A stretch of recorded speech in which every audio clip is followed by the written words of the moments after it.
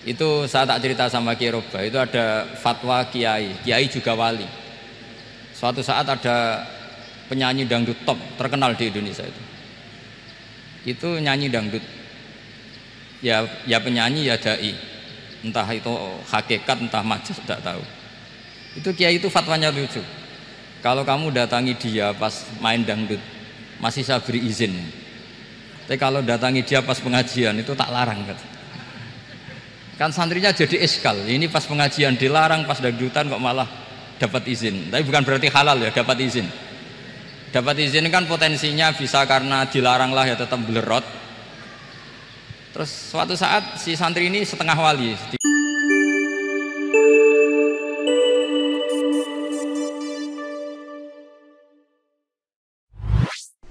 Al-Fatihah. Bismillahirrahmanirrahim. Alhamdulillah. Ar-Rahmanir-Rahim. Surah Khairil Muhdubi alaihim waladdallin. Terus niki napa niati nggih dawuhe Mu'ad bin Jabal niku ta'alu bina nu'min sa'atan. Terus Mu'ad bin Jabal teng riwayat Bukhari sering dawuh, ayo rene moro aku, ayo do iman bareng-bareng. Dados ngaji kados ngeten niki termasuk nambahin apa? Iman.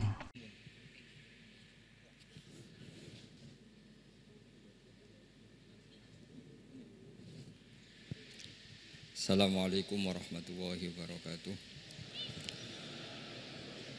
Bismillahirrahmanirrahim. Tabarakalladzi nazzala al-furqana ala 'abdihi liyakuna lil 'alamin nadhira. Allahumma shalli wa sallim ala sayyidina Maulana Muhammadin wa ala alihi washabihi asma'in amma ba'du. Yang sangat kula hormati ya, teman Bapak kawula Kiai Haji Masbuhin Faqih, yang terhormat Kiai Haji Robah Maksum, yang terhormat Kiai Haji DRS Abdus Salam MM selaku Rektor Inkafa, semua teman-teman dosen hadirin sedanten ingkang kula hormati, mahasiswa-mahasiswi yang sangat saya hormati. Tadi sudah dikatakan oleh MC, di antara alasan saya datang karena bapak saya ini temannya Kiai Masbuhin. Itu salah ya. Memang bukan di antara ya, karena itu memang. Tuh, kalau di antara ini sembrono. Karena kalau saya datang karena kalian itu dosa besar. Saya ini di rumah punya ibu sudah sepuh, punya pondok. Artinya saya punya kewajiban. Secara fikih kewajiban itu hanya bisa digugurkan oleh wajibun a'dhamu minhu, oleh kewajiban yang lebih apa? Besar. Kayaknya kalau mahasiswa-mahasiswa di sini tidak cukup untuk mengganti kewajiban itu. Sehingga saya berkali-kali memaklumatkan diri, yang undang saya nggak pernah sepuh itu dosa. Karena menggugurkan kewajiban yang lebih apa? Besar. Jadi teorinya gampang. Kalau ngundang sampean itu mesti boleh karena nggak punya kewajiban. Jadi di rumah ya nggak punya pondok. Terus ibu sampean kalau sampean di rumah ya sumpek bocah kok nganggur gitu. Jadi fikih itu harus jelas. Saya ini pengagum fikih. Jadi saya di rumah punya ibu, saya ulang lagi, sepuh, butuh perhatian saya dan saudara-saudara saya, punya pesantren, sehingga artinya punya kewajiban. Ini sekaligus maklumat bagi yang ingin ngundang supaya ngukur dosa ndak yang ngundang Gus Pak itu. Bukan kebaikan atau ndak, tapi dosa apa enggak gitu. Artinya yang bisa menggugurkan kewajiban secara fikih itu hanya kewajiban yang lebih apa? Besar. Kayaknya ndak akan terjadi kecuali temannya bapak saya atau pernah guru-gurunya guru saya. Misalnya Lirboyo, nanti Sakban ngundang saya 2. Begini ya, ini kan abahnya Kiai Masbuhin juga namanya Faqih, gurunya juga Kiai Abdul Faqih. Saya berharap anak-anak Inkafa ini nekuni utamanya itu fikih. Fikih itu penting sekali. Kata Sayyid Ali yang Shahibu Simtid Durar itu, wabihi qiwamus syariah, yang bisa mengawal syariat itu hanya fikih. Fikih itu ya kalau yang paling gampang tentu kita misalnya punya Fathul Qorib, Fathul Mu'in, Fathul Wahab. Tapi yang faham betul, mesti faham itu ngelotok setengah hafal. jangan bawa kitabnya tok, sementing sekian semester terus selesai. Itu sama-sama dosa, itu dosennya ya dosa, mahasiswanya juga dosa. Karena sudah terlanjur sarjana agama, ternyata nggak bisa, itu kan mendingan tidak sarjana agama. Itu saya tak cerita sama Kiai Roba, itu ada fatwa kiai juga wali. Suatu saat ada penyanyi dangdut top terkenal di Indonesia itu nyanyi dangdut, ya penyanyi ya dai, entah itu hakikat entah majaz tidak tahu. Itu kiai itu fatwanya lucu. Kalau kamu datangi dia pas main dangdut masih saya beri izin. Tapi kalau datangi dia pas pengajian itu tak larang kata. Kan santrinya jadi eskal. Ini pas pengajian dilarang, pas dangdutan kok malah dapat izin. Tapi bukan berarti halal ya, dapat izin. Dapat izin kan potensinya bisa karena dilarang lah ya tetap belerot. Terus suatu saat si santri ini setengah wali, tidak wali tapi setengah. Lama-lama itu memahami gurunya ternyata sirinya begini. Kalau seorang penyanyi yang tidak pernah ngaji kemudian ngomong agama, itu potensinya itu fadallu wa adallu, sesat dan menyesatkan. Tapi kalau dia sedang nyanyi dangdut, penyanyinya cowok loh, sama jangan bayangkan dangdut putri, enggak, itu cowok sudah tua lagi. Jadi potensi halalnya ada lah maksudnya untuk, tapi tidak alat musiknya, orangnya. Tapi kalau dia nyanyi itu paling dosanya hanya nyanyi. Saya ulang lagi, murid tadi akhirnya paham kalau datangi pengajian itu artinya ikrar kalau dia seorang dai atau seorang yang layak ngomong apa? Agama. Itu lebih bahaya karena kita santri, apalagi kita doktor atau MM terus ngekrori orang yang nggak jelas asal usulnya. Tapi kalau nyanyi kan nyanyi saja. Sehingga itu menjadi fikih. Bahaya terbesar dalam fikih adalah apa? Mengkaji fikih tidak dari ahlinya. Ya saya ulang lagi ya, mengkaji fikih tidak dari apa? Ahlinya. Nah, kenapa demikian? Begini, saya beri contoh. Ilmu fikih itu tentu pertama dari Rasulullah SAW. Kemudian bersanad sampai kita atau kita sampai Rasulullah. Itu ngalami sekian ijtihad yang tidak mudah.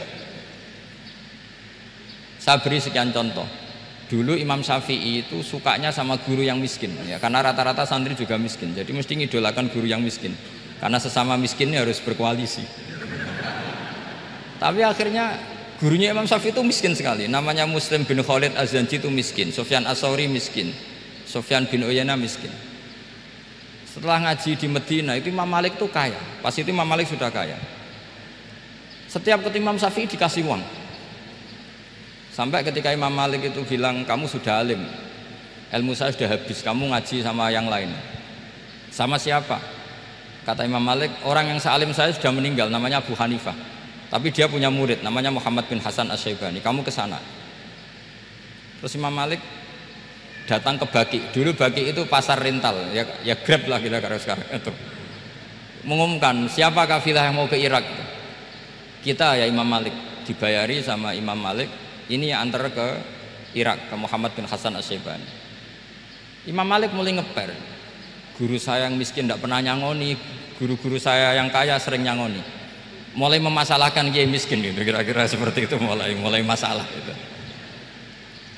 Setelah datang ke Irak di Muhammad bin Hasan Asy-Syaibani itu si Muhammad bin Hasan Asy-Syaibani itu kalau ngitung uang itu di meja tamu. Jadi punya emas lantaan, punya uang. Kira-kira kalau Indonesia punya rupiah, punya dolar, dihitung itu di ruang tamu. Kata Imam Syafi'i, saya dengan Imam Malik saja nggak serik, ini lebih kedonyan lagi kiai. Ngitung uang itu di ruang tamu. Terus akhirnya si Muhammad bin Hasan Asy-Syaibani ini ahlul usul, dia pakar usul. Kamu heran sama saya? Iya, kiai kok kedonyan? Ya ngomong gitu. Tapi kata Muhammad bin Hasan Asy-Syaibani, kalau kiai tidak boleh kaya, itu tak kayak wong fasik. Ben gue demenan, gue mabuk. Oh jangan, nanti dipakai maksiat. Penjenengan mawon kersane digetokan. Berarti kiai oleh sugih, mun angsal-angsal. Semenjak itu jadi satu fikih bagi Imam Syafi'i. Ternyata kalau mengharamkan kiai sugih berarti membolehkan yang fasik sugih. Kalau yang fasik sugih bisa dipakai i'anah alal maksiyah. Semenjak itu mindset pikiran Imam Syafi'i rubah. Saking rubahnya sampai beliau berpendapat orang bisa beli Alphard kok beli carry itu haram. Bisa jadi bupati kayak Pak Roba kok jadi RT haram. Pokoknya gitu. Bisa keren Kak Gus Bak kok jadi orang pendengar haram. Pokoknya haram terus. Karena dalil beliau al-Islam ya'lu wala yula alaih. Coba sampean ridho misalnya jadi orang Gresik dipimpin orang yang enggak sholat, ridho ndak? Ndak. Atau sholat tapi enggak bisa ngaji, ridho ndak? Ketika yang bisa ngaji berpotensi jadi bupati, terus keterusan. Karena Imam Syafi'i keterusan, ya umatnya keterusan. Akhirnya orang-orang Syafi'i itu politikus rata-rata. Ya, makanya sama jangan kaget sama Mbah Roba. Kakak saya wakil bupati dulu. Putranya Mbah Mun ada yang wakil apa? Gubernur. Dulu Gus Wahid yang menteri agama. Itu asal usul dari perubahan fikih, mindset, cara berpikir Imam siapa? Syafi'i. Jadi dulu itu fikih ditemukan itu jelimet, ada perdebatan. Itu tidak hanya pada level ulama. Pada level Nabi pun ada perdebatan. Jadi jangan kira Nabi itu tidak debat, ya debat. Nabi itu asal seangkatan itu mesti debat, termasuk debat dengan malaikat.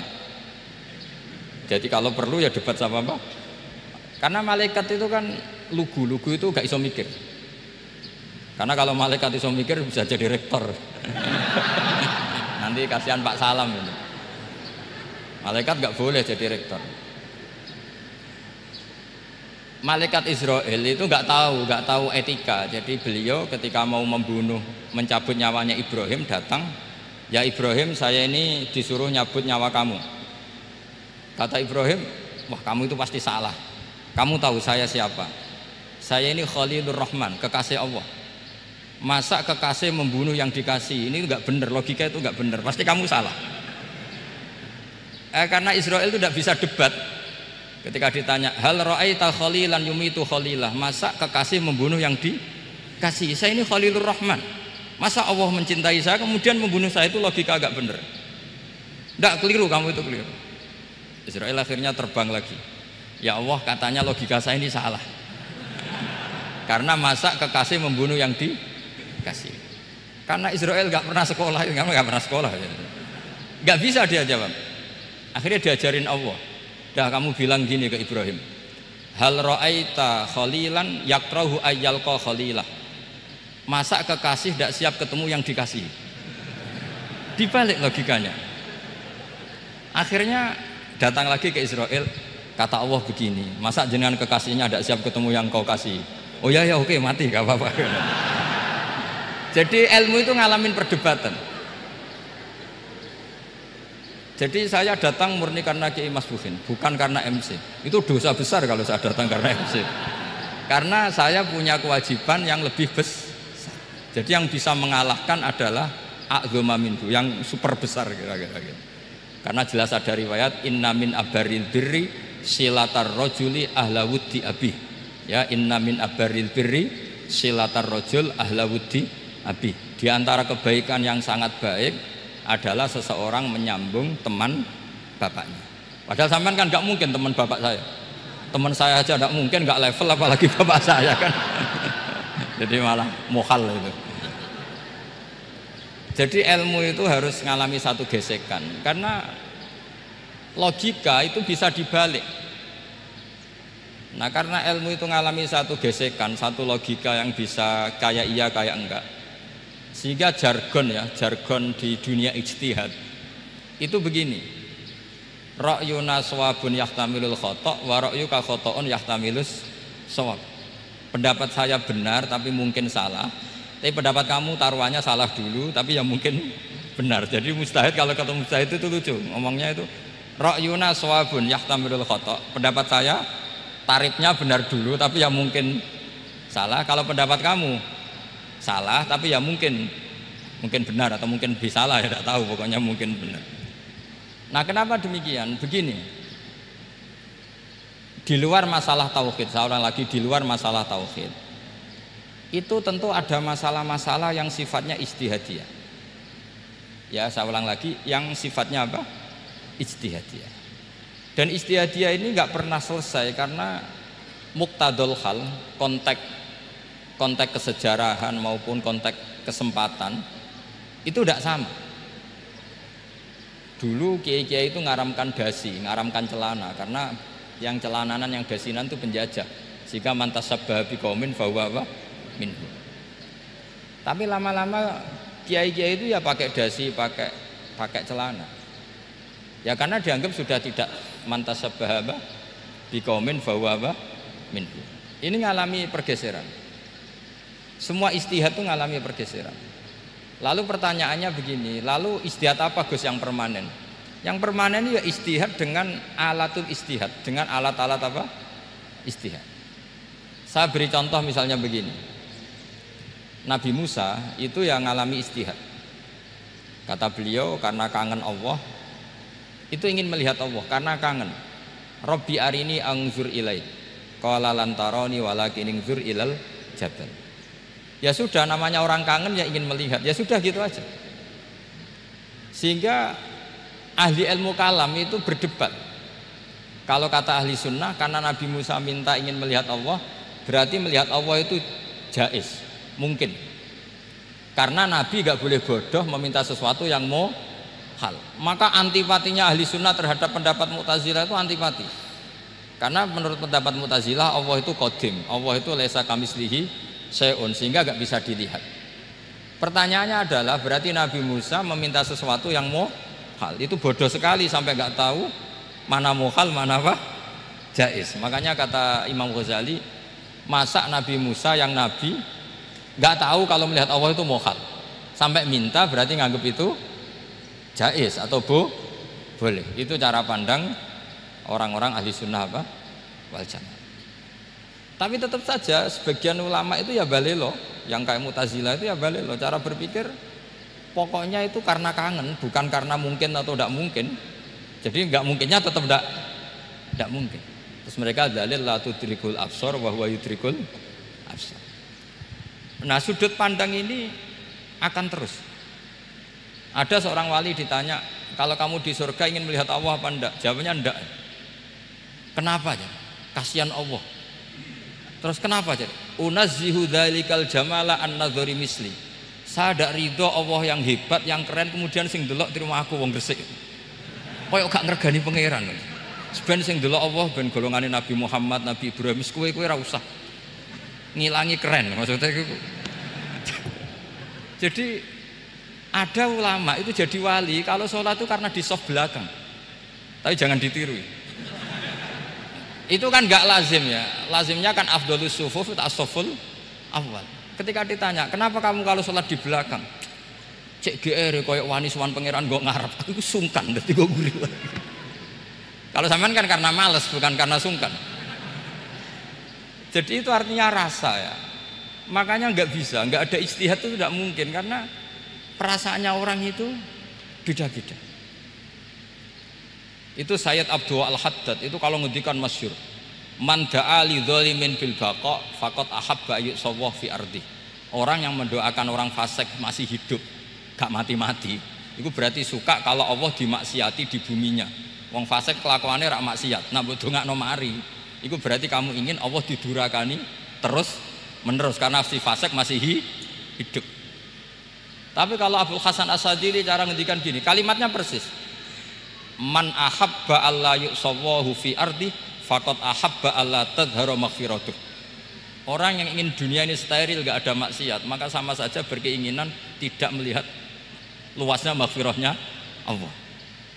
Sama-sama wali besar, tapi cara pandang hubungannya dengan Allah seperti itu. Jadi mau tidak mau, ijtihad itu mau tidak mau. Makanya tidak usah dipertentangkan misalnya cara berpakaian, cara apa, yang penting sesuai aturan Islam ya sudah. Karena ini urusan rasa.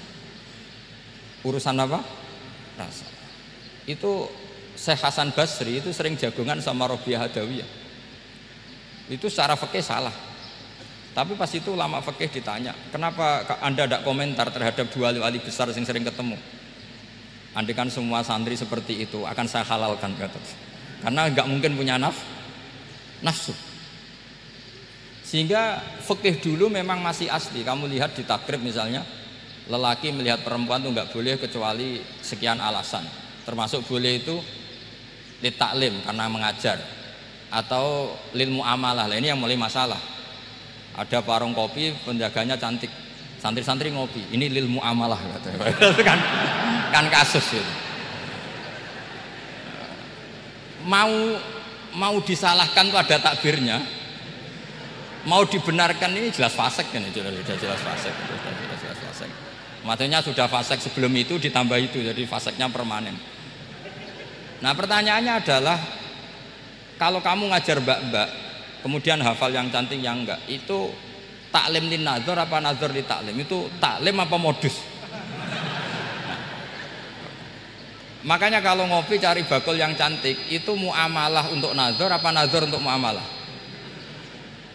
Loh kalau saya ngopi dengan kiroba pasti halal. Karena begini, berjalan saja, bareng capek, nggak tahu itu warungnya siapa, terus berhenti ngopi. Kebetulan bakulnya cantik. Nah itu mungkin halal karena kan saya tidak milih-milih. Ingin ngopi kebetulan bakulnya cantik. Kalau kamu kan nggak apal daftarnya. Wah itu mesti haram itu, mesti haram itu. Karena berarti kan kamu menjadikan ngopi ini modus. Gue jagani nak takok pangeran, do kok nazar muamalah Gusti muamalah. Itu mesti modus. Maka fikih itu harus dikawal oleh tasawuf. Kalau ndak, semua hukum fikih bisa diakalin. Makanya Imam Bukhari punya satu bab namanya Kitabul Khiyal, bab mengkhilaf fikih. Beliau itu antinya sama Abu Hanifah itu luar biasa. Nggak ada ulama dibenci Imam Bukhari kayak Abu Hanifah. Masyhur. Untungnya beliau nggak menangnya Abu Hanifah. Kalau menangi geger terus ya. Bisa bahsul masail terus ya. Itu Abu Hanifah itu ulama yang suka khilah. Khilah itu ngerekayasa hukum. Misalnya begini, saya ini puasa agak lemes, ujian agak lemes, apalagi kiai serawati di duit, santri beling-beling lemes ini. Apa mangan ini kan, poso-poso kok mangan kan gak keren. Supaya saya bisa makan dan halal, saya bisa ngajak kiai Robai jalan-jalan. Jalan-jalan nyari yang jarak 2 marhalah, ya sudah, terus bisa makan. Kalau ditanya Allah kok makan, musafir. Jadi bolehkah insya'us safar menciptakan pergi demi untuk supaya boleh iftar? Boleh enggak cara jenengan? Coba kok enggak boleh, alasannya apa? Kan pergi, perginya juga enggak maksiat. Itu khilaf. Tapi Sayyid Muhammad, Abuya Sayyid Muhammad, Muhammad bin Alawi, Sayyid Muhammad itu membela Abu Hanifah. Artinya membela jangan semua khilaf itu diharamkan. Karena itu cara, saya ulang lagi, karena itu cara untuk mengawal bahwa hukum Allah itu luas. Karena kalau nggak ada khilaf itu ya kita kesulitan. Kita kesulitan. Misalnya begini, ini penjelasannya, makanya kita harus sering mendengar. Saya itu dulu masih sangat fikih itu protes, kenapa ada poluan polisi wanita? Itu kan pekerjaan cowok ya, pekerjaan pria. Tapi setelah mendapat penjelasan dari polisi itu alasannya masuk akal, Gus. Kadang-kadang orang nakal itu menyembunyikan narkoba itu di alat wanitanya.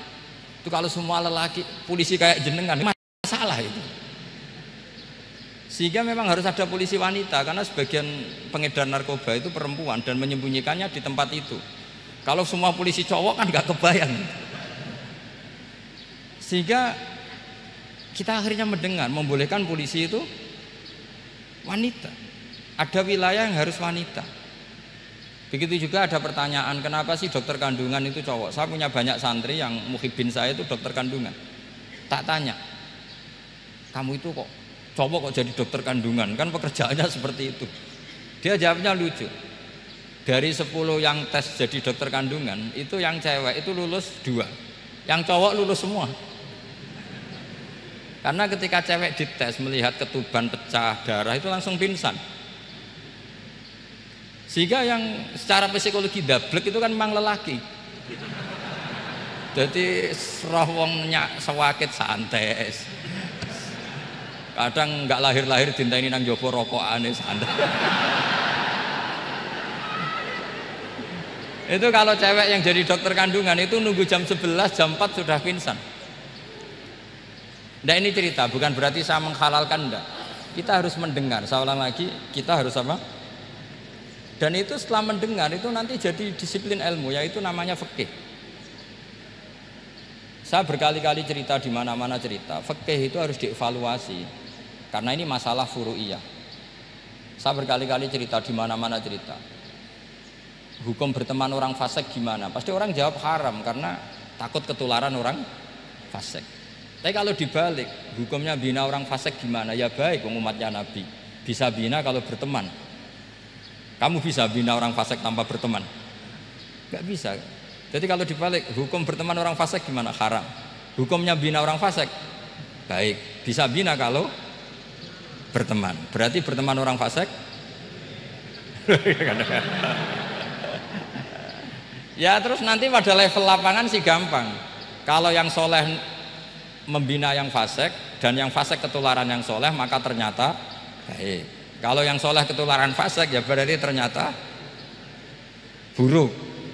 Tapi kan hukum masa nunggu kenyataan, kan jadi nggak hukum. Di mana-mana hukum itu kan ada asumsi, karena ini masalah ijtihad. Nah itu yang dilakukan para ulama kita. Jadi sampean harus mengkaji fikih secara detail karena tidak hanya kita yang khilaf. Nabi-nabi juga khilaf dalam menentukan dakwah ilallah. Wali-wali kita kayak Abdul Hasan Asyadili sama Sayyid Abdul Al-Haddad itu juga khilaf. Imam Ghazali ya khilaf. Imam Suyuti itu kalau ketemu Al-Qastolani itu saling tidak nanya, saking nggak cocoknya, masyhur itu. Jadi ulama ya ora cocok. Bedanya nak saiki perkara partai. Kalau orang dulu enggak, karena pakai asumsi, karena memang susah. Nggak misalnya saya tak bedai, tak beri yang nggak misalnya ada orang rukuk kemudian ngentut, itu sholatnya batal apa enggak? Enggak, jawab saja. Enggak, orang sholat kemudian pas rukuk kentut atau kelihatan auratnya, sholatnya batal apa enggak? Batal. Lah itu keliru nih sampean, itu salah dosennya mesti itu. Pertanyaannya gini, yang dikatakan sholat itu kan aqwalun wa af'alun muftatahatun bitakbir muftatamatun bitaslim. Lalu ketika sampai rukuk apa sudah namanya sholat? Jika kamu katakan batal, namanya sholat aja belum kok sudah kamu katakan batal itu.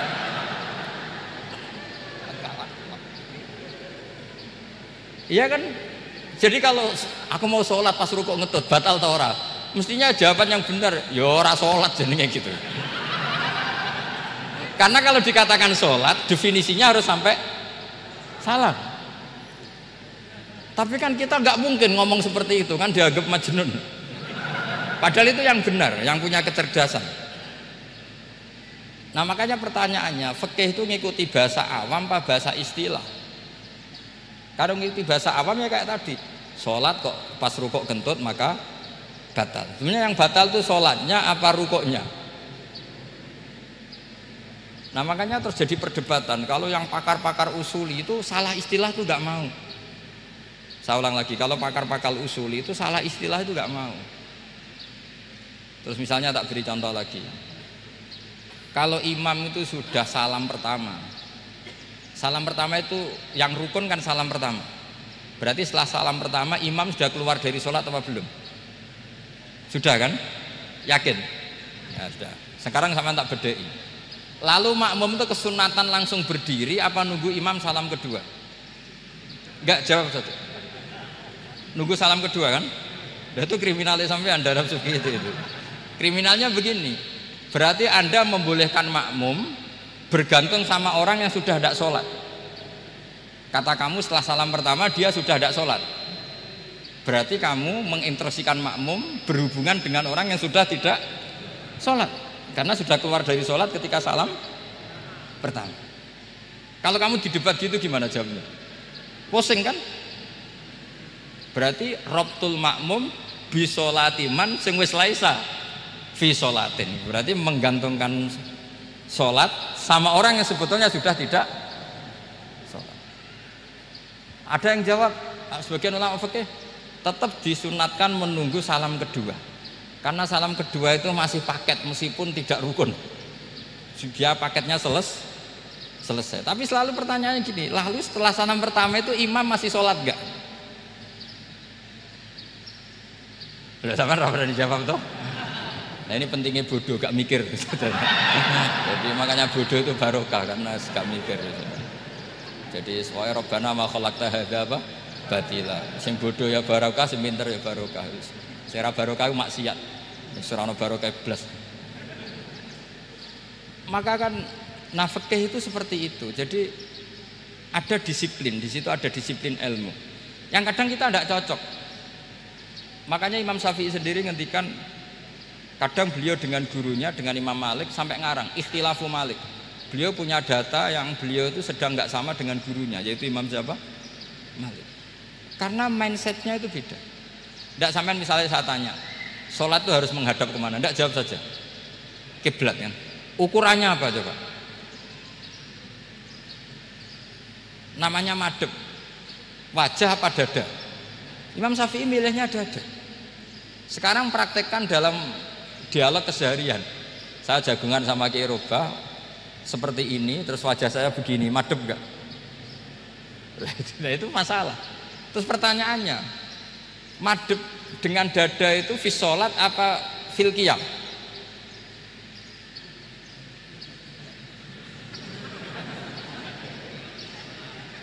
Loh enggak, kalau fi sholat pas sujud dada kamu madhep mana coba? Kamu enggak pernah mikir kan? Ya madhep pakai dada itu kan kalau berdiri, kalau rukuk sama sujud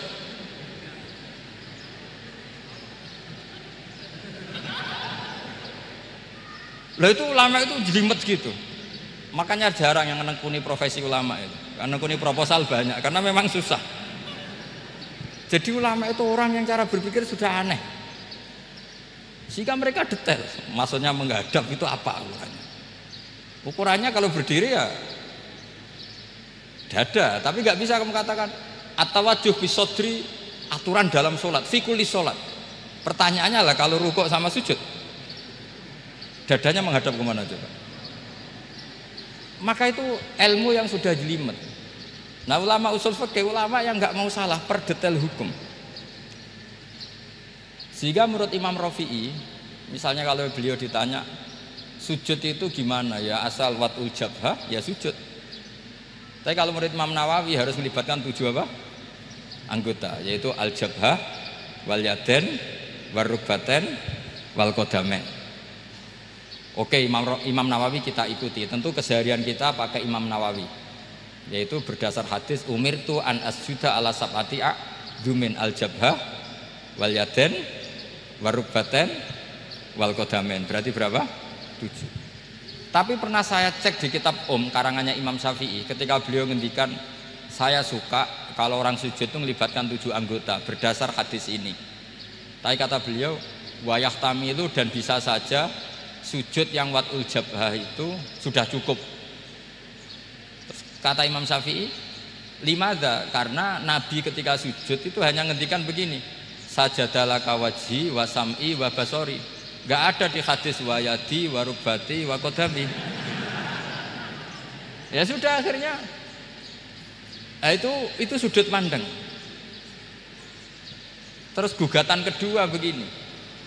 Ada orang Muslim yang sujud sama berhala. Untuk menjadi murtad itu harus 7 anggota apa cukup watul jabhah alal ardi? Untuk sah menjadi murtad itu. Untuk sah menjadi murtad cukup watul jabhah alal ardi harus 7 anggota. Untuk keabsahan murtadnya itu tidak jawab. Makanya ini tugas dosen-dosen ini meminterkan ini, karena namanya sudah faqih. Faqih itu ahli fikih yang detail, namanya faqih. Kalau ini mutafaqih. Jadi bukan tafakuha tapi tafakuha, kayak tamarodo. Jadi wazannya nanti itu wal idhari ma laysa fil waqi'. Jadi ini bukan gojlok, ini memang marah saya ini. Jadi kalau sudah pakai gelar fakih harus fakih betul. Karena ilmu fikih itu sebetulnya gampang. Sampai kalau ngaji i'anah itu kelihatan fikih itu gampang karena ada logika yang terbangun. Misalnya begini, orang kalau tawaf itu disuruh agak jauh dari Ka'bah. Jangan sampai nginjak sadarwan. Karena sadarwan itu pondasi itu ikut Ka'bah. Kenapa begitu? Ya jenenge ra muteri Ka'bah, ide-ide Ka'bah. Jadi sebenarnya sederhana logikanya. Sing jenenge muter itu di luar itu kita muter. Lah kalau nginjak pondasinya namanya gak muteri Ka'bah tapi ide-ide Ka'bah gitu. Ya jadi sederhana sebetulnya ya masuk akal. Jadi fikih itu nggak ada yang iskal, sebetulnya masuk akal. Tapi karena kita nekuni itu tidak serius, maka terus jadi paradok. Saya beri contoh lagi, ini sebagai penghormatan saya sama Kiai Mas Bukin, karena ini sudah namanya fakih. Kalau ada ayam jago ditabrak truk, terus kejet-kejet, andaikan dibiarkan pun mesti mati, karena gerakannya sudah harokatul madbuh. Terus kamu sembelih, itu halal apa enggak? Enggak jawab, ayam jago loh. Kalau kamu katakan halal, dia sudah tidak punya hayatun mustaqirrah, kehidupan yang permanen. Andaikan kamu biarkan pun 1 menit lagi meninggal. Kejet-kejet kan mau prosedur saja. Maksudnya pantasnya mati ya kejet-kejet sih, tapi sebetulnya sudah pasti mati. Maka ini ada 2 ulama. Kalau kata Imam Malik tetap namanya halal. Karena ruhnya masih di situ, sehingga ketika kita nyembelih, ya nyembelih hewan yang hidup. Yang namanya nyembelih itu pokoknya mematikan yang punya roh. Sementara saat itu rohnya masih di situ, meskipun 1 menit lagi pasti mati. Tapi kalau mazhab Syafi'i enggak, ini sudah harokatul madbuh, tidak punya hayatun mustaqir. Sehingga dalam perdebatan ulama fikih itu lucu, kadang ya gampang mangkel no. Misalnya begini, kalau ada anak lahir tidak ada amaratul hayat, nggak nangis, nggak bernafas, sunat disolati apa enggak? Siktun sing layas tahillu walayas, langsung lahir langsung mati, nggak ada amaratul hayat. Rata mikir tuh. Itu tidak wajib disolati.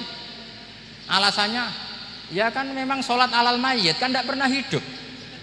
Di mana-mana mayit itu setelah hidup mati. Ini kan tidak pernah hidup. Namanya ya qit'atul lahmin, ya potongan daging itu aja. Enggak. Jadi kadang fikih diwaca tenan jebule mangkel no. Terus ketika di kitab Minhajut Thalibin itu, kalau kamu keluar mani itu wajib mandi enggak? Wajib kan? Kalau keluar mani inzal itu kan wajib mandi. Nah kenapa nifas atau wiladah keluar bayi? Kenapa ibu-ibu kalau keluar bayi wajib mandi? Alasannya lucu. Li'annal walad maniyun pun akidun. Ini kan wis mani cuma mengkristal. Jadi kadang pakai mangkel loh. Apa ya? Sembrono itu masuk. Mosok wajib mandi wiladah itu karena apa? Li'annal walad maniyun mun akidun. Niku mani sing wis mengkristal. Mani sing wis jelalatan lah, lahir nuangis macam-macam. Jadi ternyata karena kenapa fikih butuh alasan? Nyari hadis tentang keluar anak mandi itu enggak ada yang sorry. Yang ada adalah tentang inzal. Innamal ma' minal. Akhirnya dicari-cari ternyata walad itu maniyun mun akidun. Lah ini problem fikih. Sampean harus siap dengan pelajaran seperti ini, meskipun sampean mungkin wong priyayi, tapi ini ilmu. Ya, saya ulang lagi, ini ilmu. Sehingga ulama itu mau tidak mau harus mau mendengar. Karena logika yang terbangun itu nunggu kalau mendengar kayak tadi. Malaikat Israel baru sadar, masa kekasih bunuh yang dikasih. Masuk akal. Iso mikir juga Israel. Kalau sama sampean sih nggak nerima tetap selonang-selonang, ini masalah Ibrahim Khalilur Rahman. Sehingga kita di alasan fikih itu harus kita dengar. Saya dulu itu, saya sampai sekarang itu sama kalau bayi lahir masih sudah berbentuk bayi, saya sendiri berpendapat sebaiknya disolatin. Kalau sudah berbentuk apa? Bayi, meskipun tidak nangis, tidak ada amaratul hayat. Kan yang digugurkan itu wajibnya, bukan masalah boleh dan tidak. Itu banyaklah perdebatan ulama di bab itu. Saya beri contoh lagi perdebatan ulama. Ini contoh-contoh fikih karena ini khusus penghormatan status fakih tadi. Itu kalau ada orang mati jenazah itu Jenazah itu kalau sholat, itu kan umumnya jenazah di depan, kita nyolati di belakang. Itu yang mengatakan begitu ya tidak punya alasan, ya taunya mulai dulu begitu, di mana-mana nyolati jenazah, jenazahnya di depan. Tapi di kitab Mahalli jelas diterangkan, kata kaul sani tidak wajib. Alasannya ya lucu, fa innal janazah laisat bi imamin. Jenazah itu tidak imam, kenapa harus di depan? Kan kacau kan?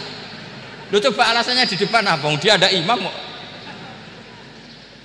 Nah barokahnya fikih itu sehingga kita melihat di Arab Saudi sekarang itu jenazah kan di belakang, tapi kita tetap nyolati apa? Mayit. Kalau di Arab Saudi musim haji itu jenazahnya di kamar mayit, tapi kita nyolati. Itu satu-satunya takbir ya tadi, fa innal janazah laisat bimanzilatil imam. Tapi jangan praktekkan, nanti dia kepaliran sesat tuh. Saya hanya cerita ilmu, jangan dipraktekkan. Kalau dipraktekkan masih jadi aliran sesat. Mono jenazah ning mburi imame kok ngarep aliran sesat. Sebetulnya bukan sesat gitu. Uji coba fikih. Ya karena tadi fa innal janazah laisat bimanzilatil. Bukti lagi kalau sampean sholat ghaib. Sholat ghaib itu misalnya mayitnya di Surabaya, boleh enggak sholat ghaib di sini? Terus jenazahnya di belakang kamu apa depan kamu? Nah ini kan fikih itu pokoknya gitu. Makanya standar furu'iyah itu susah. Karena perdebatannya itu mirip-mirip, kayak iya, kayak tidak, kayak. Makanya dulu zaman sahabat, ada sahabat itu mencintai Rasulullah. Senengane sowan. Bukti cinta sowan.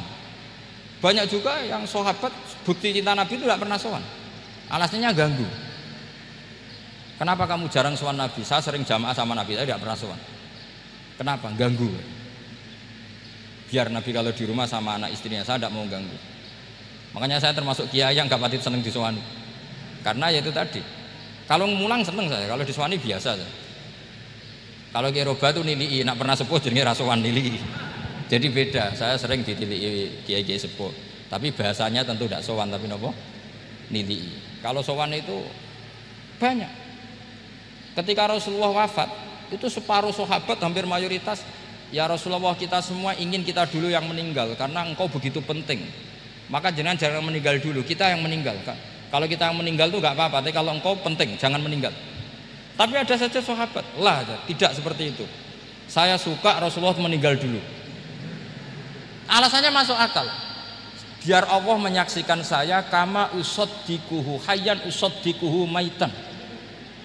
Allah biar menyaksikan saya iman kepada Nabi ketika masih hidup, dan saya buktikan setelah mati pun, setelah meninggal pun, setelah wafat pun iman.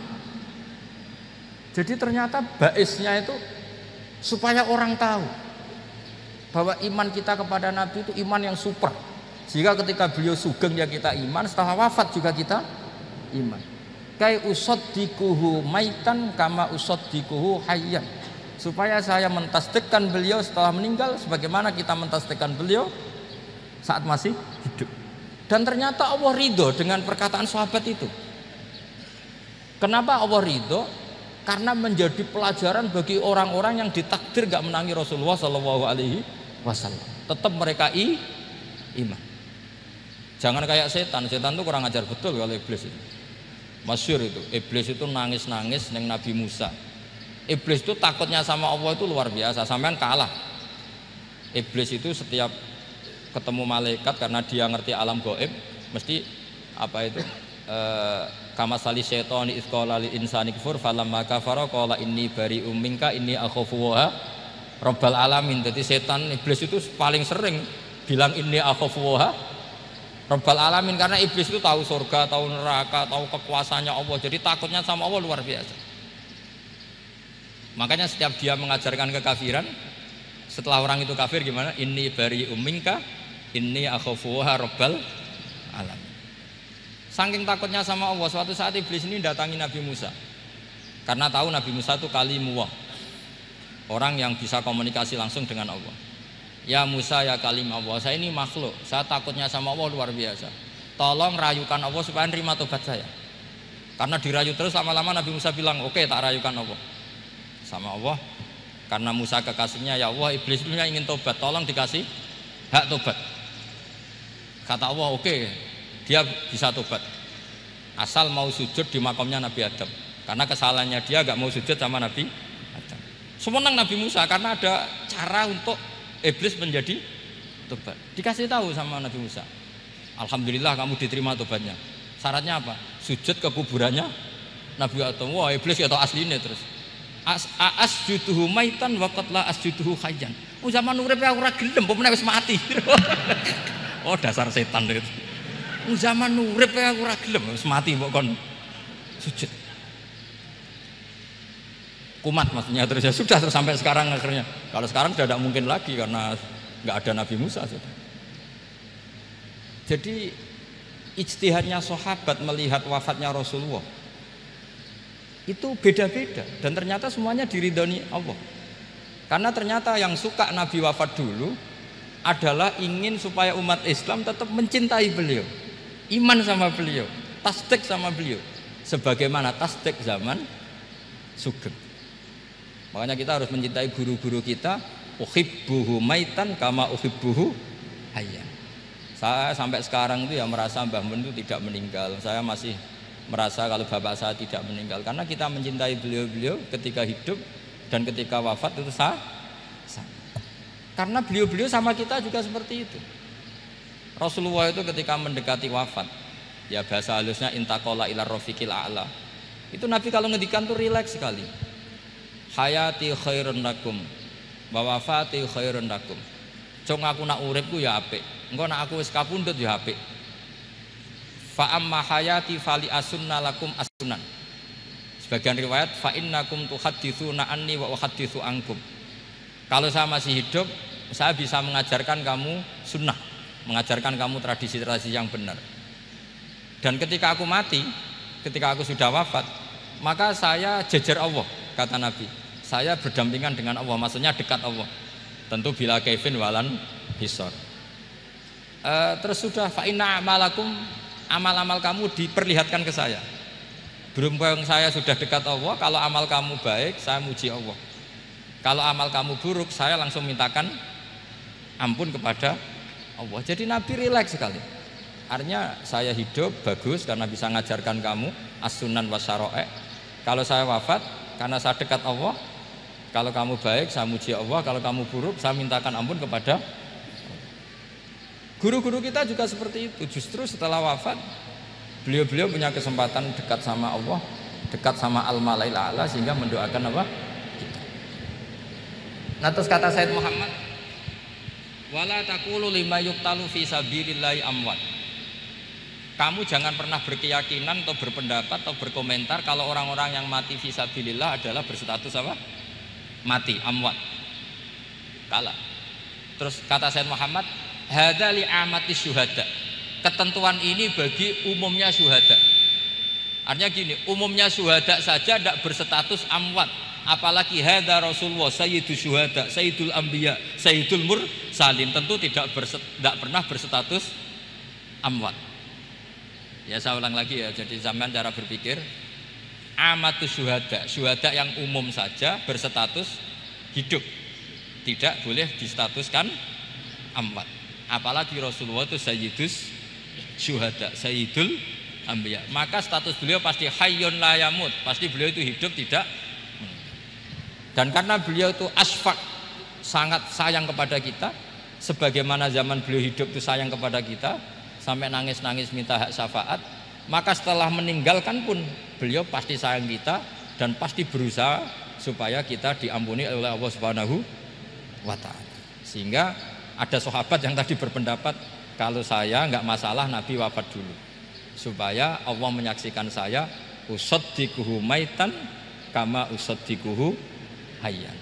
Jadi ini cerita ya, cerita sudut-sudut pandang. Jadi saya mohon kalau mengkaji fikih itu harus detail, minimal takrib itu setengah hafal, supaya konstruksi ilmu itu utuh. Ya sama lagi konstruksi ilmu itu, karena ilmu itu mesti ada yang apa ya, ya rodok setengah salah itu, tapi disalahno ora kena. Ndak sampean tak bedheki, nak pancen bener langsung tak angkat jadi rektor. Nak bener tuh. Coba rukun sholat pertama itu apa coba? Rukun sholat pertama. Niat. Niat sama berdiri dulu mana? Ayo niat dulu baru berdiri, apa berdiri dulu baru niat? Berarti niat sama berdiri dulu mana? Rubah kan? Artinya kita mau bilang tartib urutannya niat, berdiri, takbir gak bisa. Yang dikatakan niat itu apa?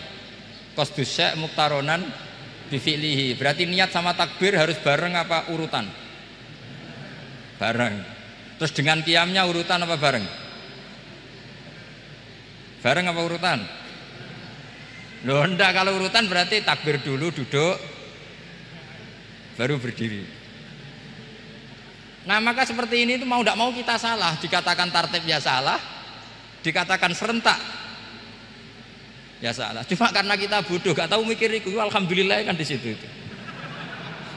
Lo coba niat sholat, niat, takbir, qiyam dulu mana? Niat, takbir, qiyam dulu mana coba? Dulu qiyam. Enggak ada kitab yang mengatakan arkanus sholat awaluha. Oh, dianggap kitab kriminal maksudnya. Makanya ngendikane ulama-ulama di sarah-sarah, mau ndak mau sebagian istilah itu tasamuh itu wis gampang ngono kok repot. Karena kita ndak bisa detailnya. Coba misalnya puasa. Puasa Ramadan itu wajib apa? Tabyitun niat, nginepno niat. Sing darani nginep itu umure lama apa enggak? Lama kan? Sekarang sebelum 2 menit kamu baru niat, sah apa enggak? Sah. Itu sempat nginep apa enggak 2 menit itu? Enggak sempat kan? Jadi ilmu itu makanya kata ulama-ulama pokoknya ilmu itu mesti ono unsur tasamuh. Tasamuh itu ya digawe gampang. Apa? Digawe gampang. Misalnya Imam Syafi'i berpendapat mashu ba'dir roksi. Itu kata beliau walau sya'rotan fi hadir roksi. Meskipun satu rambut asal masih di wilayah kepala. Tapi kalau rambut itu dikeliwir, dibasuh di sini enggak sah. Karena sudah keluar dari batas apa? Kepala. Imam Syafi'i cara berpikir kan ya ngene iki jenenge basuh sirah. Tapi cara Abu Hanifah enggak. Ya enggak, yang namanya megang kepala itu ya minimal 1/4 lah. Masa gitu dikatakan megah. Lalu ulama usul fikih itu berdebat. Sesuatu itu sesuai masodaknya. Masodak itu yasduku alaihi kadza, yaitu ini tadi saya cerita ke Ibu Khin tentang ngaji Jamul Jawame. Ini ilmu yang di Jamul Jawame. Sesuatu itu ukurannya mayasduku alaihi kadza apa dengan takrif definisi. Misalnya gini, sholat itu batal dengan makan. Kalau kamu sholat makan batal enggak?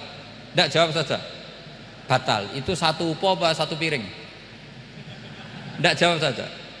Satu upo sudah batal. Sekarang bab makan di ngurmat tamu. Cung tamuku keimangan. Iku sak upo apa sak piring? Lah ini kan enggak fair, di bab tamu makan satu piring tapi di bab sholat satu upo. Maka pertanyaannya, lalu penamaan sesuatu itu berdasar masodak mayasduku alaihi ismu kadza atau berdasar uruf?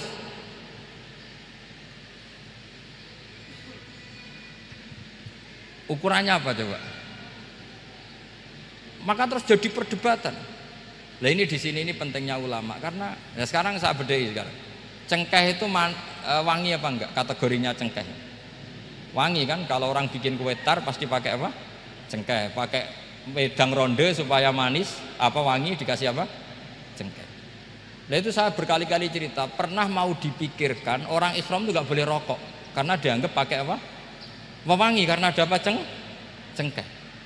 Tapi terus didebat, kalau gitu berarti orang Jumatan sunat rokok. Karena Jumatan disunatkan pakai pewangi. Wah itu kan akhirnya tuh, wah iya repot ya katanya. Jadi kalau cengkeh kamu kategorikan wewangen, yang orang Islam nggak boleh rokok karena pakai cengkeh yang wangi, konsekuensinya orang Jumatan sunat rokok karena berarti di masjid pakai apa? Pewangi. Kan sesat semua ya jadi. Jadi itu ilmu.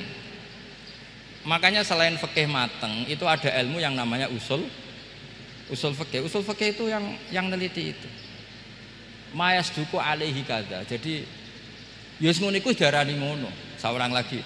Ngono iku wis darani ngono. Ora perlu roh detail. Ya, saulang lagi. Wis ora perlu roh detail. Makanya Abu Hanifah itu misalnya basuh wajah. Wis angger keceluk ngene iki basuh wajah. Nek Imam Syafi'i kan detail. Mimbaini manabitis sya'ri sampai ila somahe uzunehi ila dzakon. Terus manabitis sya'ri Imam Syafi'i nambah apa? Ghaliban. Kenapa ditambahi ghaliban? Karena kalau orang budak manabitis sya'rinya di sini. Jadi itu fikih. Jadi fikih itu jelimet. Padahal kita ini nggak pernah berpikir secerdas Imam Syafi'i, tapi akhirnya ya mikir juga. Nah, gak ditambahi ghaliban, manabitis sya'rinya orang budak kan? Sini.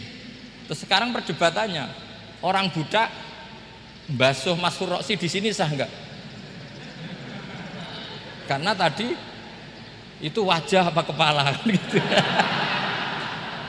Kan jadi bingung gitu.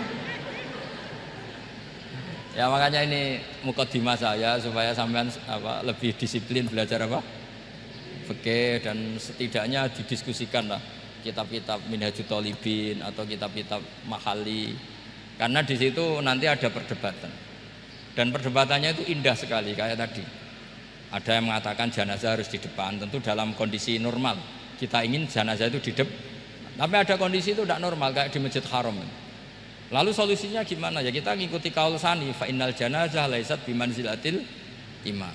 Tapi kalau di sini normal ya sudah kita sholat ya normal aja lah. Masa jenazahnya di belakang kamu sholat? Nanti jenazahnya iri.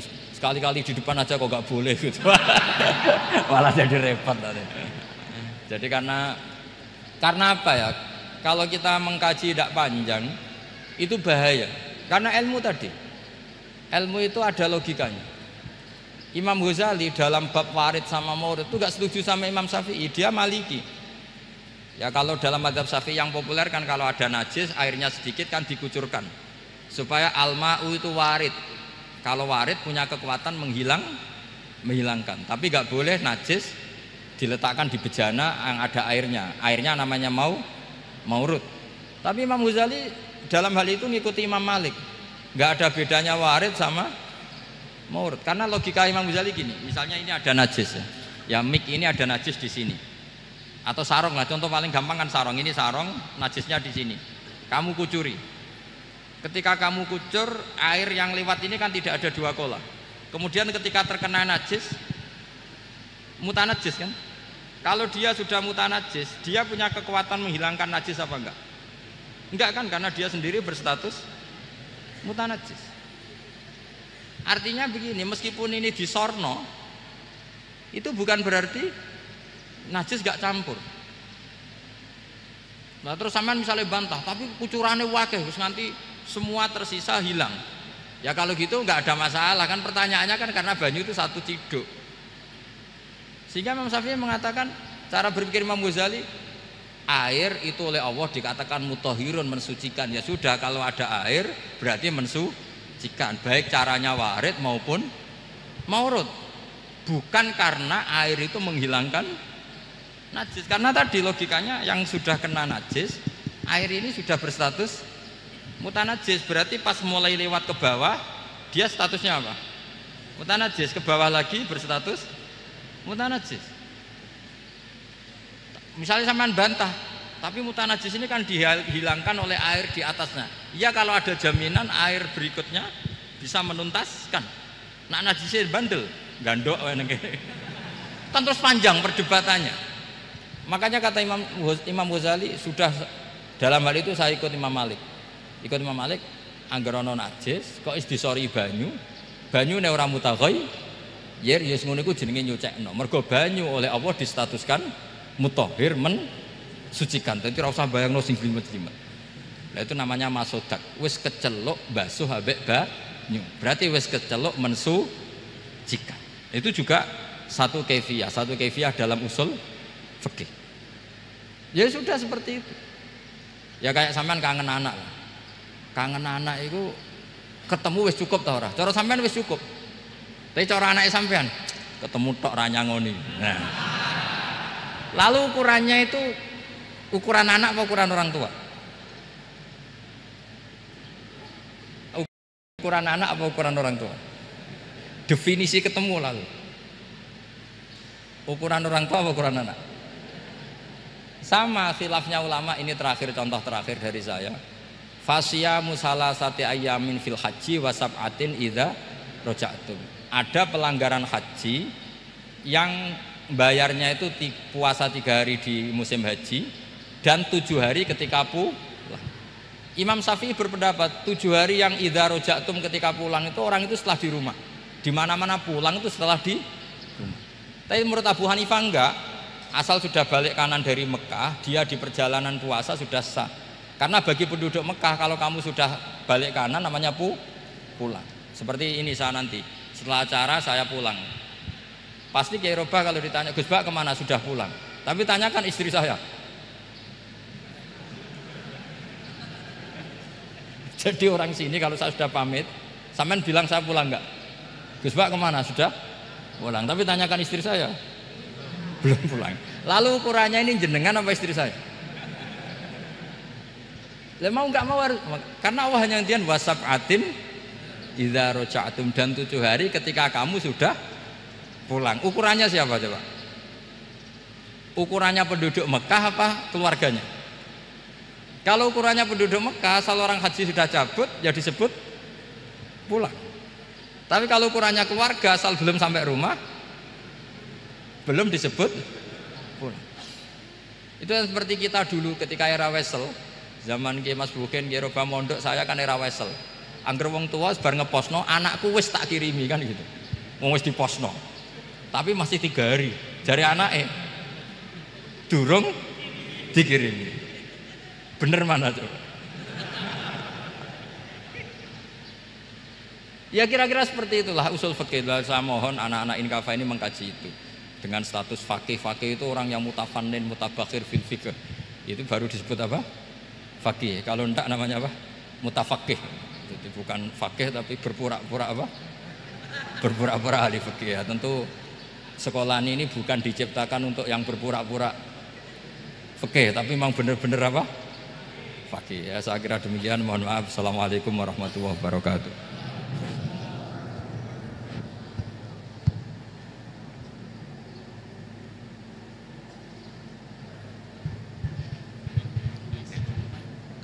Ngapunten dumateng para kiai, para gus, para hadirin, hadirat peserta kuliah umum, wabil khusus dumateng narasumber.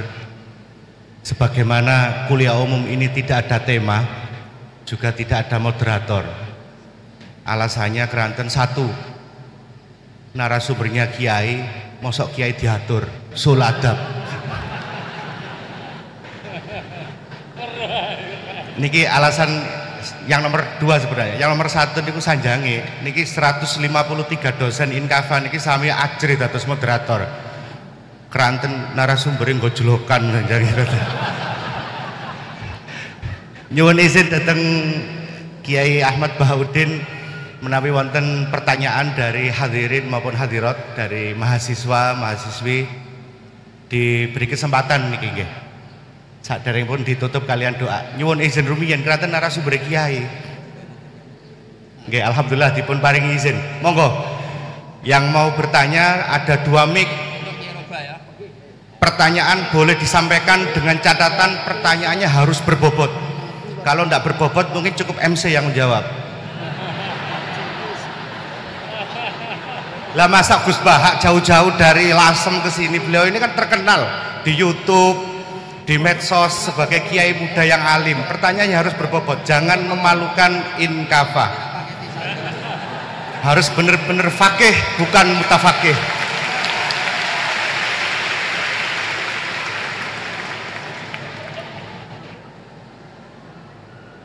Insya Allah beliau masih ada waktu sekitar 50 menit karena kemarin janji beliau akan meninggalkan tanah suci Manyar maksudnya pukul 9.30.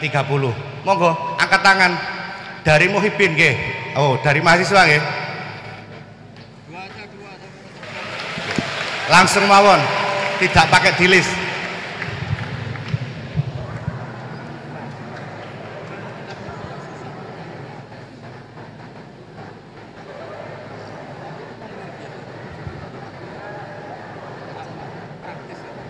Berdiri saja, berdiri. Ya.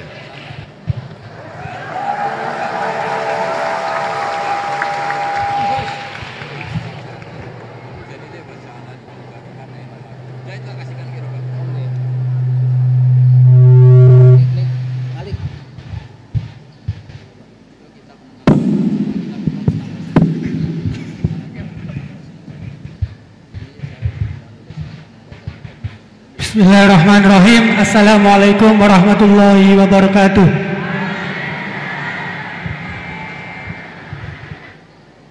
Langsung saja, ngapunten Gus. Di sini ada beberapa pertanyaan yang agak masih grundel di hati gitu. Soalnya belum dapat jawaban.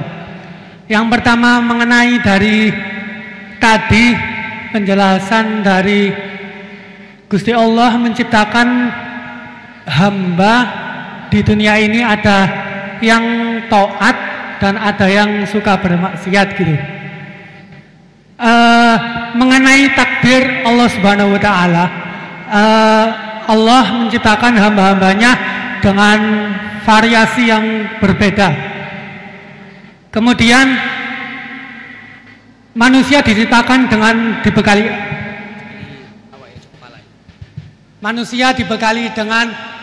akal untuk membedakan dari setan dan juga malaikat.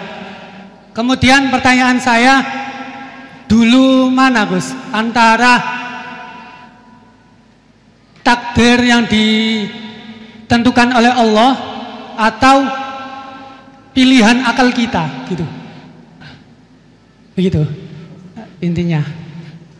Soalnya kan bukan kalau orang bermaksiat kemudian dulu mana Allah menentukan dia bermaksiat atau akalnya yang memilih untuk bermaksiat. Itu pertanyaan yang pertama. Untuk pertanyaan yang kedua, ngapunten. Untuk pertanyaan yang kedua, intinya kan tadi ijtihad daripada ulama itu menentukan hukum yang berbeda-beda. Terus kemudian kita sebagai yang hanya tabik saja mengikut, itu bolehkah? Kan dari kata guru saya, kalau hukum fikih itu yang ringan-ringan disebarkan nggak apa-apa. Tapi yang berat-berat dipakai sendiri gitu. Tapi biasanya kan kita kebalikan. Yang ringan-ringan soalnya kita tahu ilmunya, kita yang pakai. Terus kalau ada orang yang tanya, biasanya kita yang kasih yang jawaban yang berat-berat daripada hukum fikih. Jadi yang saya tanyakan, kalau berpindah hukum dari awalnya ikut imam ini, terus kemudian ikut imam ini, itu bagaimana? Batasan-batasannya gitu. Syukron. Baik, terima kasih. Niki pertanyaan yang ringkas disampaikan cukup panjang. Niki langsung dipun jawab nopon. Oke, monggo Yai. Ini tadi hoax itu, saya waktunya tinggal 10 menit, enak saja kok. Tidak, saya nanti langsung itu, mungkin langsung ke Jogja, kan jadwalnya itu saya memang ke Jogja. Baru ini saya ke Jogja naik pesawat gara-gara hormat ke Mas Buhin. Sepanjang hidup saya nggak pernah ke Jogja naik pesawat, baru ini nanti rencananya naik. Karena tak hitung kalau pakai kereta atau bis nggak menangi ngaji di Jogja. Saya jadwalnya ngaji di Jogja nanti jam 4:30. Begini, itu pertanyaannya betul tadi, itu ngawur betul itu. Karena begini ya, masalah qadha qadar itu kan sudah dibicarakan semua ulama di kitab-kitab. Satu, kita ngikuti ahlul hakikah, idza dzukiral qadar fa'amsiku. Kalau qadha qadar sudah dibicarakan fa'amsiku, kamu harus diam di situ. Karena pertanyaannya gini, kalau kamu orang soleh, dan semoga Anda pelatihan jadi orang soleh, itu melihat Allah sudah menentukan semua, itu keren. Saya bangga punya Tuhan yang sudah tahu nasib saya kayak apa nanti.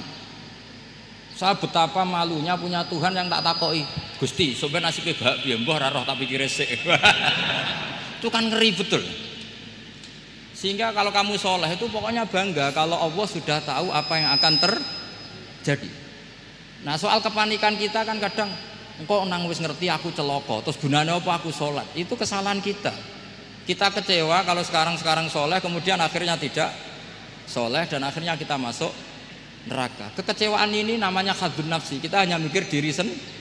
Sebetulnya kalau kita abdan lillah, benar-benar hamba Allah, tetap bangga karena punya Tuhan yang tahu apa yang akan terjadi. Makanya yang dibutuhkan kesalian untuk ngakoni kodok kodar, dibutuhkan kesalian. Kalau enggak kriminal betul. Maka Sayyid Hasan bin Ali, saya hafalkan makalannya itu. Di antara aturan iman harus iman sama kodok kodar. Untuk menunjukkan innahu la yu'sa kurhan wala yuhlabu kurhan, kata beliau. Supaya kita tahu bahwa Allah itu tidak dimaksiati secara terpaksa. Kamu bisa enggak bayangkan Allah ngeluh gini, sakjane aku ora seneng maksiat, tapi saya bisa berbuat apa? Artinya apa? Kalau maksiat dan keburukan tidak khairihi wa syarrihi minallah, itu Allah akan kurhan. Faham yang saya maksud? Artinya apa? Kita harus berkeyakinan khairihi wa syarrihi minallah. Tapi kita butuh syariat. Lalu setiap orang nakal berkelit kersane Allah juga masalah. Maka diteruskan makalah beliau. Waman hammala dzambahu rabbahu faqad fajar. Dan siapa yang menimpakan dosanya atas nama Tuhannya, maka faqad fajar. Dia lacut betul. Wong sing zina kuwe Allah kan gak melok zina, sing maling kuwe ora melok maling. Sing beto bak-bak kuwe ora tau beto. Terus kowe muni kabeh krana Allah, itu kriminal betul. Jadi makanya orang soleh itu harus hafalannya banyak supaya niru-niru orang soleh itu. Ini kan enggak ingin soleh tapi pakai akalnya sendiri. Itu bahaya dalam agama, karena agama itu harus ada riwayat. Makanya beliau menyebut 2 kali. Siapa yang tidak meyakini khairihi wa syarrihi minallah, maka dia faqad kafar. Karena seakan-akan di dunia ini waqa'a fi mulkihi ma la yuriduhu. Kalau kamu bilang syar tidak minallah, berarti waqa'a fi mulkihi ma la yuriduhu, di kerajaannya terjadi sesuatu di luar kehendaknya.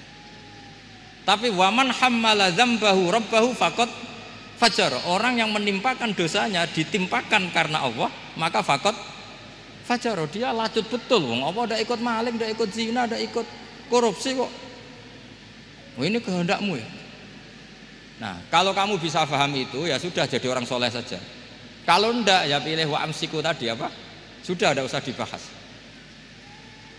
Jadi saya mohon semua yang dengar ngaji saya ini, yang nggak tobat supaya tobat, yang sudah tobat ditambahi ilmu, karena biasanya tobat itu ya karena tidak ngerti apa-apa, semua mikir. Itu makalnya Sayyid Hasan bin Ali, cucunya Rasulullah SAW, dan itu diamini oleh semua ulama. Saya pernah ditanya seorang rektor, nggak terima dosen, nggak terima mahasiswa, rektor. Tanya, Gus, yang benar itu Jabariyah apa Qadariyah? Jawaban saya lucu, sementing soleh dulu. Kalau setelah soleh kamu nggak apa-apa, Jabariyah atau Qadariyah. Karena setelah kita soleh, perasaan kita gini, qaddaronillah ala sholat, saya bisa berbuat apa di depan kehendak Allah. Sehingga perasaannya orang soleh ketika mengatakan al-abdu majbur adalah mengatakan la haula wala quwata illa billah. Asal soleh loh ya, asal soleh. Tapi kalau orang itu tidak soleh, dijawab apa saja ya berengkel loh ya. Umpamanya natine ra tau tenang ma Allah. Qadariyah juga sama, ini penting. Misalnya ada orang soleh Qadariyah, mesti cara berpikir, oh pangeranku adil ya, sing sholat diganjar swarga, sing zina diganjar neraka, sing ora nyolong diganjar swarga, sing nyolong diganjar neraka, kan adil. Mosok sing nyolong dilebokno swarga, sing sholat dilebokno neraka, kan dadi lucu. Artinya ketika dia Qadariyah juga ingin membaca hikmahnya Allah bikin aturan. Asal soleh, salah lagi asal soleh. Jadi orang itu setelah soleh itu bisa improvisasi sendiri. Makanya ini pentingnya ayat innalladzina amanu wa amilus sholihat yahdihim rabbuhum biimanihim. Orang setelah iman nanti akan ditunjukkan oleh imannya untuk mengelola was-wasnya setan. Misalnya saya itu termasuk kiai yang terkenal, kalau diundang susah. Karena saya fanatik fikih, saya punya ibu, saya punya pondok. Itu artinya punya kewajiban. Yang bisa mengalahkan kewajiban adalah kewajiban sing akbar, yang lebih besar. Nah, ini mau diundang mahasiswa ini kan jelas tidak akbar. Nanti maksudnya tarkul wajib ajli sunnah. Wah, kriminal saya. Meleburi bapak meninggalkan wajib demi sunnah. Ya jelas ya. Jadi kita harus terlatih dengan bahasanya orang-orang soleh. Kalau ndak masalah besar, masalah qada qadar zaman sahabat itu juga terjadi perdebatan. Terus ada yang cerita, ada riwayat idza dzikira ashabi fa'amsiku wa idza dzikiral qadar fa'amsiku. Kedua masalah ijtihad fiqhiyah, yaitu enggak apa-apa, memang dari awal furu'iyah kan. Dari awal furu'iyah. Kalau nuruti ijtihad gini, kalau ada mahasiswa tanya sebaiknya dijawab apa enggak? Mungkin sebagian narasumber sebaiknya dijawab biar marem. Terus sebagian narasumber sebaiknya enggak usah dijawab. Wong mahasiswa ben pinter kok apa-apa takok, enggak mandiri. Itu namanya ijtihad. Jadi kalau furu'iyah itu mungkin sekali. Ya ini saya masih punya waktu 2 menit, masih satu pertanyaan itu hoax tadi yang 50 menit enak.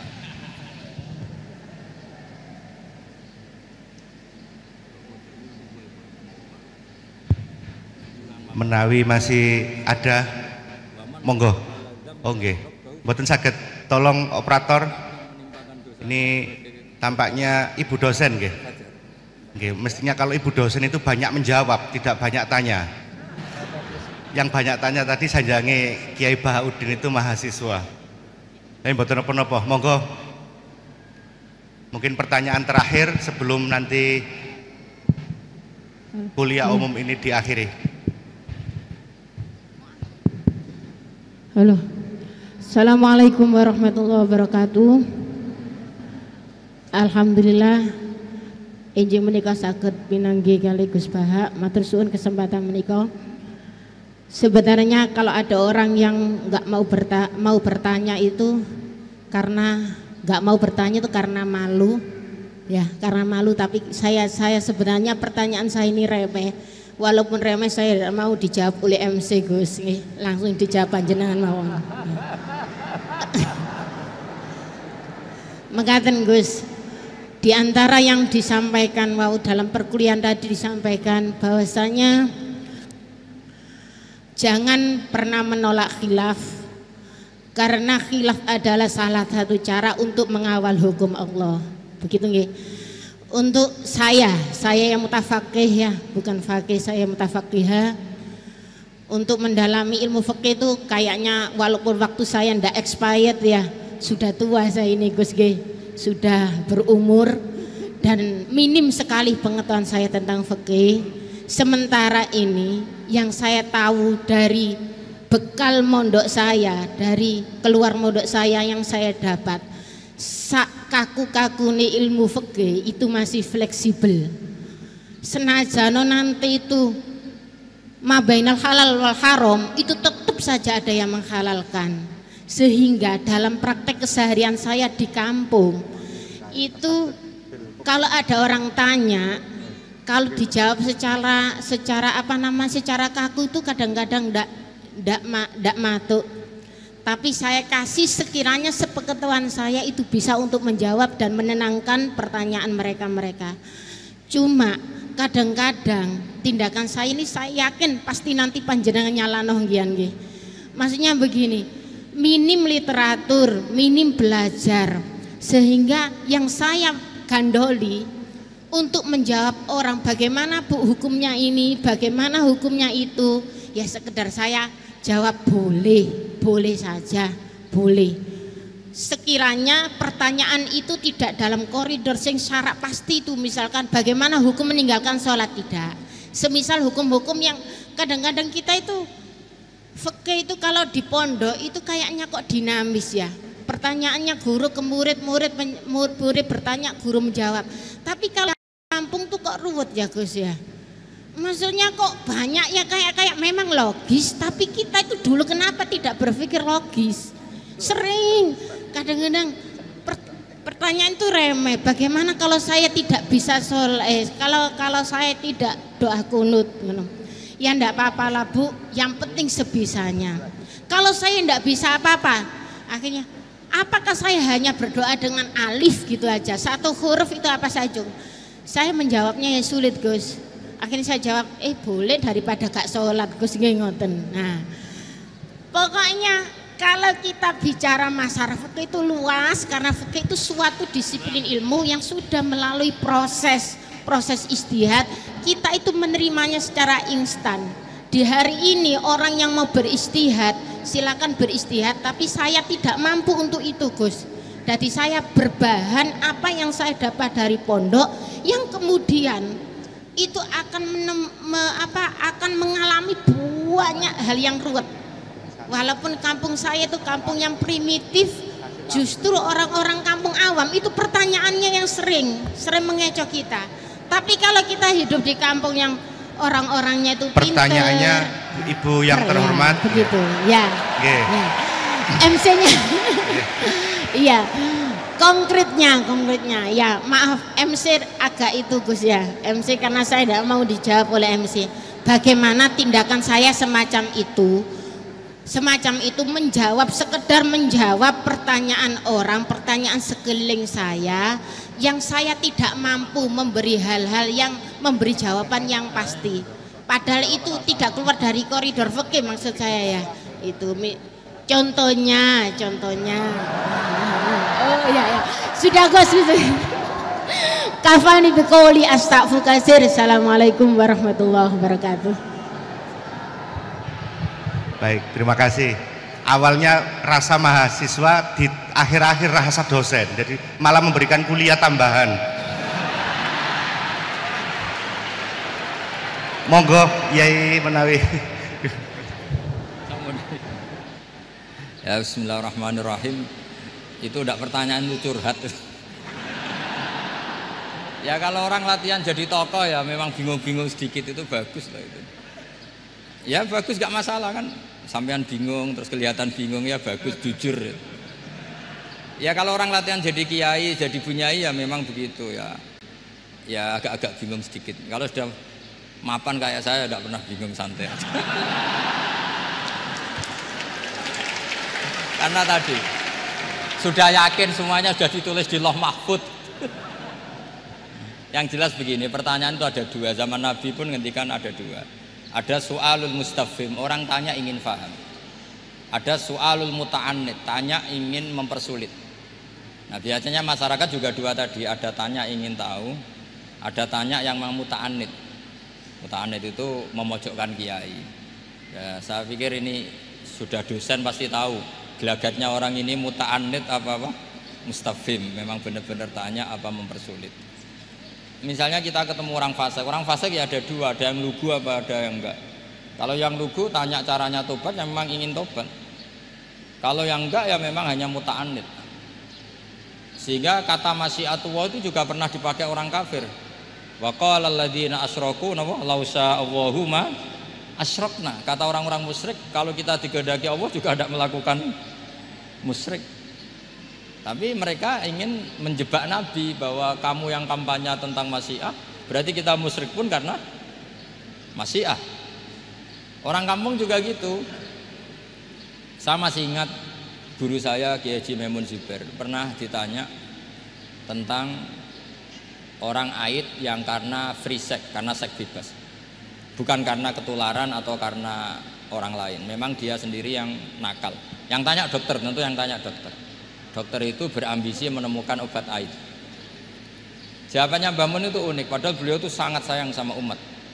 Jawabannya beliau gini, dok, sesuatu yang menjadi hukuman Allah supaya orang mau kembali tobat, ya Allah diberi hak. Intinya kan mesti misalnya ada orang hidupnya boros, kemudian punya utang banyak, dia agak dipercaya masyarakat. Terus kamu ditanya solusinya gimana? Ya gak perlu ada solusi. Itu memang hukumannya orang yang salah. Biar roh rasane lahum fid dunya khizyun, ada unsur kehinaan. Ada orang selingkuh dikucilkan masyarakat. Terus tanya kamu gimana caranya nggak dikucilkan? Ya Allah diberi hak untuk memberi hukuman. Begitu juga penyakit-penyakit yang karena kesalahan manusia. Allah harus kita beri hak untuk memberi apa? Hukuman. Meskipun berkali-kali kita memberi pintu apa? Tobat. Nah, biasanya juga gitu, orang belajar itu wajib nggak? Kan wajib. Masyarakat tuh nggak mau belajar tentang agama. Kemudian karena nggak belajar, setiap ada masalah agama dia tidak bisa. Terus galau. Ya Allah beri hak memberi sanksi orang yang nggak mau belajar itu kan membawa kebodohan. Kebodohan itu mesti zulumat, mesti kegelapan. Kegelapan menjadi kegalauan. Jadi misalnya ada mbak-mbak sampai perawan tua agak nikah atau kangkang sampai jaka tua agak nikah, tanya saya, Gus caranya nikah gimana? itu keangkuhan kamu, wis ra ganteng pilih-pilih. Mesti harus gitu jawabnya. Karena memang yang menyebabkan itu adalah keangkuhan. Wis ngerti elek ora gus, ora anak wong sugih, njuk wong ayu. Lalu gak payu rabi itu karena keangkuhan apa karena apa coba? Nah itu zaman Nabi sudah gitu ya, ada su'alu mustafimin, ada su'alu muta'annidin. Terus ada beberapa masalah yang sebetulnya itu hukuman Allah. Saya itu merasa kaya, bahkan mungkin kategorinya kaya sekali, bukan karena materi saya banyak, enggak. Saya ini pengagum hadis atau riwayat lah, kalau kamu gak percaya itu hadis, karena muttorib. Wa'mal li akhiratika ka'annaka tamutu apa? Godan. Beramallah untuk akhiratmu seakan-akan kamu mati besok. Saya ini kan kecelok kiai gede, di 200.000 menurut saya itu banyak sekali. Wong urip nganti sesuk di 200.000 ini mewah menurut saya itu. Sampean kan enggak, seorang kiai goblok, bayangno urip nganti 10 tahun ke depan. Duit 2 juta ya kurang, 10 juta ya kurang. Padahal konsep kita ini kata Rasulullah atau kata ulama lah yang jelas itu. Ngamallah untuk akhiratmu seakan-akan mati besok. Maka hidup saya itu tenang sekali. Cara di masalah misalnya saya suatu saat sampean bully. Paling pikiranku dibully masyarakat, sesuk wis mati, sesuk wis bar. Sesuk kok ijek urip, bayangno sesuk meneh, sehingga aku nganggep punya masalah hanya sehari. Kamu kan nggak bayangkan hidup itu panjang. Sehingga yang merasa miskin terus. Sehingga kadang merasa istrinya kok ini terus padahal masih panjang. Jadi kalau kamu pakai konsep ulama tadi, wa'mal li akhiratika ka'annaka tamutu ghadan. Beramalah untuk akhiratmu seakan-akan kamu itu mati besok. Sehingga yang saya asik ya kalau sholat itu saya asik, ngajar asik. Karena ini untuk bekal mati. Kalau uang betul. Tanyakan istri saya punya uang 200.000 itu anggap banyak sekali. Wong urip nganti sesuk ada duit 200.000 itu mewah betul loh. Terus kemudian ada orang galau. Uang 10 juta kurang 20. Kegalauan ini adalah dia salah persepsi. Nganggep urip itu panjang. Ini wayul hihimul amal, orang yang dibuai oleh angen-angen. Nah ini melebu alhaqumut takatsur hatta zurtumul maqabir. Ya Bu dosen yang rasa mahasiswa ya, atau mahasiswa yang rasa dosen tadi kata MC. Ini enggak gitu, keliru MC. Dosen yang rasa bunyai. Jadi lebih keren. Dosen yang apa? Rasa bunyai. Ya, saya kira demikian. Assalamualaikum warahmatullahi wabarakatuh. Waalaikumsalam. Para kiai dan ibu nyai, para Gus dan Neng, hadirin hadirat yang dimuliakan oleh Allah. Dengan dijawabnya pertanyaan dari ibu dosen rasa bunyai tadi ya. Maka sesi kuliah umum bersama panjenenganipun Kiai Haji Ahmad Bahauddin Nur Salim Al-Hafidh telah di penghujung. Ternyata memang antara di YouTube dan aslinya itu hampir sama. Paling tidak ini mengobati penasaran kita, dan dengan muwajahat dengan beliau ini kita punya sanad ilmu kepada beliau. Karena tampaknya beliau ini mengidolakan sanad. Terus beliau orang hebat karena memang gurunya Mbah Mun, sebagaimana sahabat orang hebat itu karena gurunya Nabi. Berarti yang hebat itu gurunya. Mboten klintu-klintu, kesimpulannya klintu, mohon maaf. Kiai Bahak nggih hebat, gurunya juga hebat. Sebagaimana kita santrinya Kiai Haji Mas Muhin Fakih, Romo Kiai kita hebat, kita semua juga hebat. Sebelum doa oleh panjenenganipun Kiai Haji Roba Maksum, ini ada cendramata yang akan disampaikan oleh Bapak Rektor kepada Kiai Haji Ahmad Bahauddin. Mohon kepada petugas untuk menyiapkan segala sesuatunya. Kepada Kiai Haji Ahmad Bahauddin dan Bapak Rektor dipun aturi, waduh ngongkon Kiai, dipun aturi mengambil posisi, ngapunten.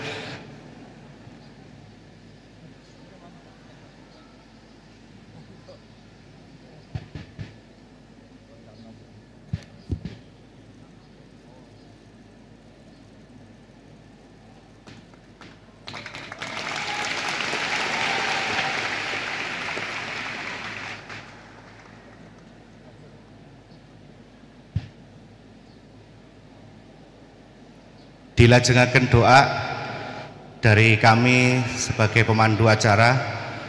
Mohon maaf apabila ada hilaf. Akhirul kalam, wallahul muwafiq ila aqwamit thoriq. Assalamualaikum warahmatullahi wabarakatuh. Dumateng Yai Robah. Semonggo. Niku saya pulpet. Monggo jenengan.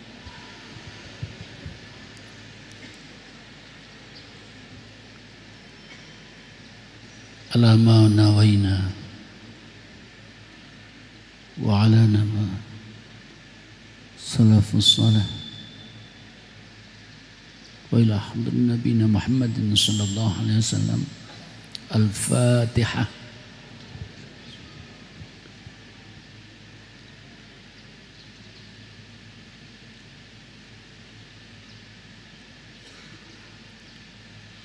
Bismillahirrahmanirrahim. Allahumma salli wa sallim wa barik ala sayyidina Muhammad alhamdulillahil alamin. Allahumma lakal hamdu syukra wa lakal man fadlah wa anta rabbuna haqqa wa nahnu abiduka wa anta lam tazal lidzalika ahla. Allahumma ya Allah, ilaika madadna aydiyana fala taqta rajana, nas'aluka as-salamata wal afiyata was sa'adata fid dunya wal akhirah.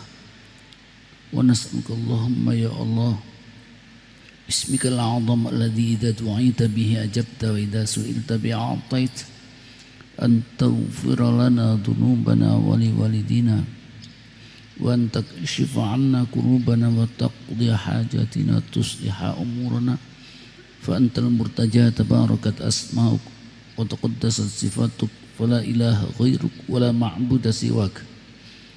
اللهم يا الله إنا نسألك بأسمائك الحسنى كلها بأسمائك الأعظم وبكلماتك التامة أن تجعلنا وأهلنا جميعا من أهل العلم وأهل الخير وأن تجعلنا ولهم من عبادك الصالحين الفائزين بجنة النعيم ولا تدع لنا ذنبا إلا غفرت ولا عيبا إلا سترت ولا هما إلا فرجت ولا دينا إلا قضيت ولا مريضا إلا عافيت ولا سائلا إلا أجبت ولا حاجة من حوائج الدنيا والآخرة إلا قضيتها ويسرتها وأنت راض عنا غير غضبان. اللهم سهل علينا كل عسير بجاه سيدنا محمد البشير النذير. ربنا تقبل منا إنك أنت السميع العليم وتوب علينا يا مولانا إنك أنت التواب الرحيم واغفر لنا بجودك وكرمك يا أكرم الأكرمين ويا أرحم الراحمين. ربنا آتنا في الدنيا حسنة وفي الآخرة حسنة وقنا عذاب النار. اللهم إنا نسألك حسن الخاتمة وصلى الله على سيدنا محمد والحمد لله رب العالمين. الفاتحة.